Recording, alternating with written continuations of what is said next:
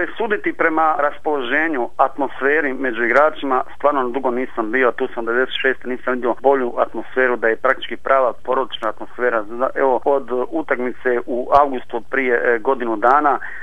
kada je selektor Blažević došao na ovu poziciju, bilo je 10 utakmica odigrano, niti nijedan incident nije zabilježen, što je baš rijetko. Ipak je tu 20-30 osoba, stalno se vrti kroz slačionicu, kroz reprezentaciju i nikad nije zabilježeno, kažem, niti jedan veći incident, što je dokaz selektorovog autoriteta, ali i jedne prave, porodične, harmonične, idilične atmosfere za koju se najzaslužniji Samir Muratović, koji je ovako dobri duh reprezentacije. Tu je recimo Elvir Rahimić, koji je profesionalac kakav se rijetko viđa i to svi priznaju ovdje. To je momak koji je jednostavno neprimjetan u hotelu i tokom okupljanja, ali koji je na terenu onaj, kako rekao, pružni radnik, radi od 16 do 16 i koji je i prema ocjeni svih novinara jedan od najzahvalnijih sagovornika. Naravno, tu svakako treba reći značaj ulogu Emira Spahića kao kapitena, lidera, frontmana ove nove generacije, koji to okuplja oko sebe, pravi jednu finu atmosferu i svi su oni svjesni šta znači za naš narod, za našu naciju, za Bosnu i Hercegovinu ovakav jedan plasman i svi kao da žele što prije skinuti taj teret da obraduju ove ljude, znajući kako je kod nas i društvena i politička situacija, gospodarska i sve to. Tako da ako je suditi po tom raspoloženju, po ovom vremenu, po ambijentu gdje su radili, po pozitivnim tenzijama prisutnih kod igrača, onda se možemo nadati dobrim vijestima. Naravno, svjesni smo i svi mi da je Portugal u ovom meču apsolutni favorit, ali